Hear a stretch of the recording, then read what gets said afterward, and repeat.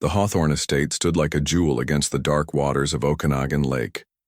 It was December 31st, 2003, and Richard Hawthorne, 54, was hosting the most anticipated New Year's Eve party in Kelowna's elite circles. Owner of one of British Columbia's most successful real estate companies, Richard never spared expenses when it came to impressing. "Dad, don't you think you're going overboard?" asked Emily, his 20-year-old daughter, watching uniformed servers carry trays of French champagne around the pool area. Richard adjusted his immaculate tuxedo and smiled. "When you build an empire, Emily, you show the world you belong at the top." His wife, Margaret, 49, descended the marble staircase like a queen, dressed in a midnight blue silk gown worth more than a car. "Richard, the Parkers are here, and it seems the mayor has confirmed he's coming," she said with a satisfied nod. Their youngest son, Daniel, 17, was playing video games in the corner until his father called him over to greet the guests.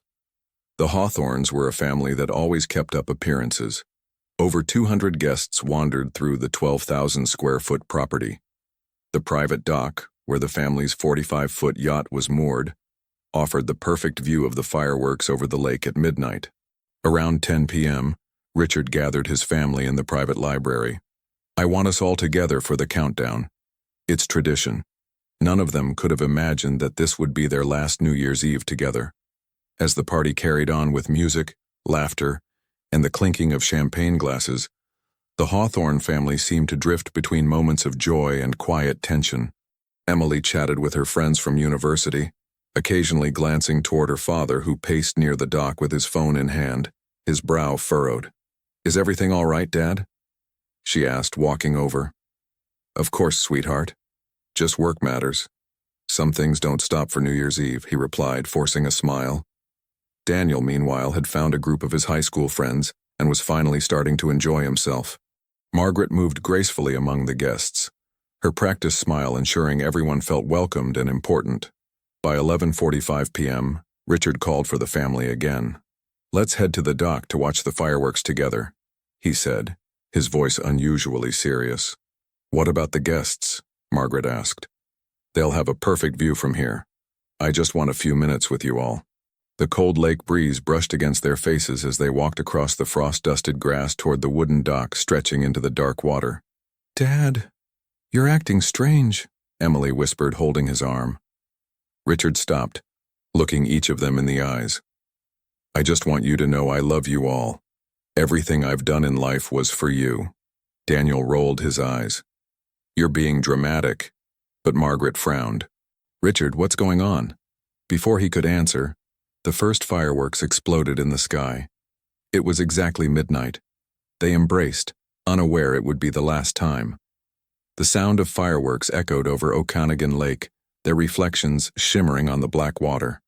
From the warmth of the mansion, guests cheered and raised their glasses, oblivious to the fact that the Hawthorne family had not returned from the dock. The estate's caretakers, Walter and Irene Thompson, had worked for the Hawthornes for nearly 2 decades. That night they moved quietly in the background, ensuring the evening ran flawlessly. "Mr. Hawthorne seems tense tonight," Irene whispered as she arranged fresh flowers in the main hall. "It's normal. This party is important for his business connections," Walter replied, checking the exterior lights. By 12:20 a.m., the festivities inside were still in full swing. Walter glanced out toward the dock, noticing it stood empty under the pale moonlight. He assumed the family was still enjoying a private moment together. But as more time passed, unease began to gnaw at him. At dawn, the golden light of January 1st spilled across the lake, but something felt terribly wrong. Walter rose early, as he always did, to begin the post-party cleanup. When he stepped into the library, the untouched glasses of champagne from the family's toast sat exactly where they had left them. He called out for Richard, Margaret, Emily, and Daniel. Silence. Walking toward the dock, Walter's heart began to race. The yacht was still tied in place, bobbing gently on the water, but there was no sign of the family. It was as if they had vanished into the cold night air. Walter hurried back to the mansion, calling Irene to join him. "They're not on the dock, and the yacht is still here," he said, his voice shaking. Irene's face paled. Together they checked every room, Bedrooms untouched, the kitchen spotless, the back doors still locked from the inside. The family's coats hung neatly in the foyer, their shoes lined up as if no one had gone anywhere. By mid-morning, some of the guests who had stayed overnight began to stir, asking where the Hawthorns were. Walter offered vague explanations. Perhaps they'd gone for a morning boat ride, but his own hands trembled as he poured coffee. He knew something was wrong. Finally, unable to ignore his instincts, he called the Royal Canadian Mounted Police. Within an hour, officers arrived, their boots crunching on the frost-covered driveway. They questioned the staff and the remaining guests, but no one had seen the family after they walked toward the dock. As the police began searching the property, one officer noticed something odd. Faint footprints leading away from the dock, not toward the house, but into the small patch of woods beside the lake. The trail ended abruptly, as if the prints had simply vanished. The sun was now high, casting cold, sharp light over the estate. Yet the feeling in the air was heavy, suffocating. No one could explain how an entire family could disappear in the span of minutes, leaving everything behind, including their yacht, their coats, and their lives. News of the Hawthorns' disappearance spread through Kelowna like wildfire. By the afternoon of January 1st, reporters were gathered at the gates of the estate, their breath visible in the frigid air. Neighbors gave interviews, describing the family as perfect and the last people you'd expect something like this to happen to. Theories began to circulate: an abduction, a staged disappearance, even whispers of something supernatural. Inside the mansion, investigators worked methodically. The library still held the champagne glasses from the night before, now dusted for fingerprints. The family's phones, wallets, and Margaret's handbag were found sitting together on a side table, as if they had been placed there deliberately. Nothing appeared stolen, and there were no signs of a struggle. One officer reviewed security footage from the estate's cameras.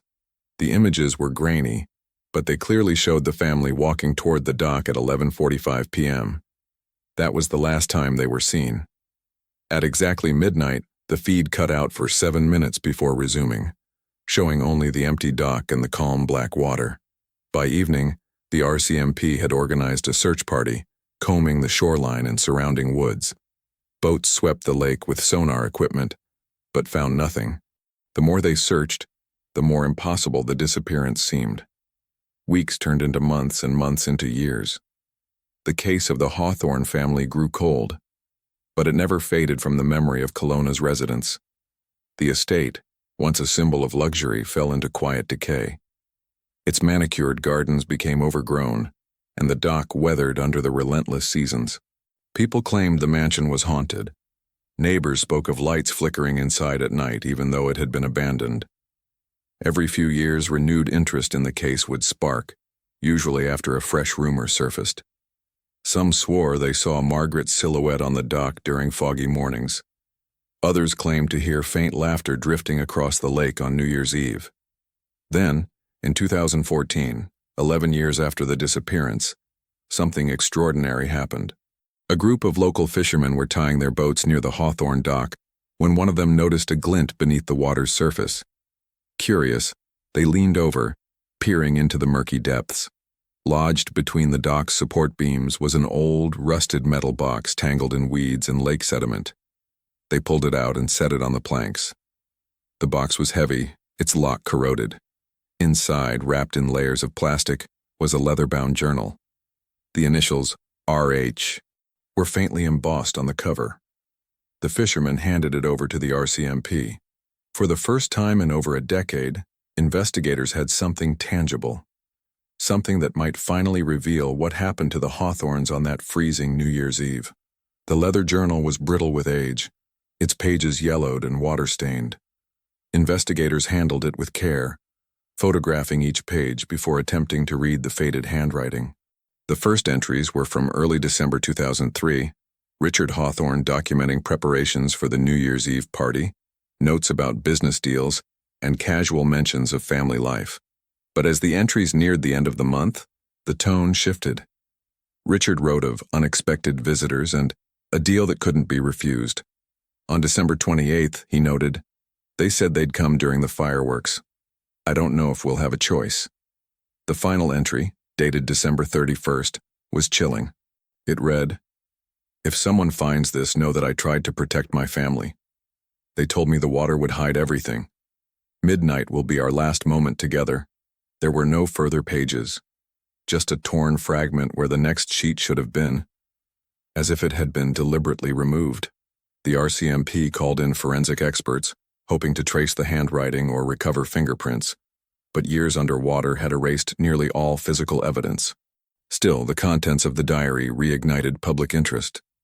In Kelowna, speculation ran wild. Who were the unexpected visitors? What did the phrase, "the water would hide everything" mean? And most importantly, did the Hawthorns choose to vanish, or were they forced? The RCMP reopened the case using modern sonar and diving equipment to search the lake once again. For weeks, divers combed the dark waters around the dock, finding only fragments, pieces of fabric, an old shoe, and a cracked champagne glass that matched the set from the Hawthorne Library. None of it conclusively proved what had happened that night. On the 11th anniversary of the disappearance, a small memorial was held on the frozen shore of Okanagan Lake. Former neighbors, curious locals, and a few of the original investigators gathered, staring at the decaying dock that had become the town's most haunting landmark. As the crowd began to disperse, Irene Thompson, now in her 70s, lingered at the water's edge. She had worked for the Hawthorns longer than anyone, and she had never spoken publicly about that night. A reporter approached her, asking if she believed the family was still alive. Irene hesitated, her eyes fixed on the lake. "They didn't leave Kelowna," she whispered. "They're still here. The water keeps its secrets." Before the reporter could ask more, Irene turned and walked away, disappearing into the mist rolling off the lake. To this day, no bodies have been recovered, and the Hawthorne disappearance remains one of Canada's most unsettling mysteries. Some say the truth is hidden beneath the water, waiting for the right moment to surface. Others believe it's better left undisturbed. And every New Year's Eve, when the fireworks explode over Okanagan Lake, a few claim they can see four shadowy figures standing on the old dock, watching.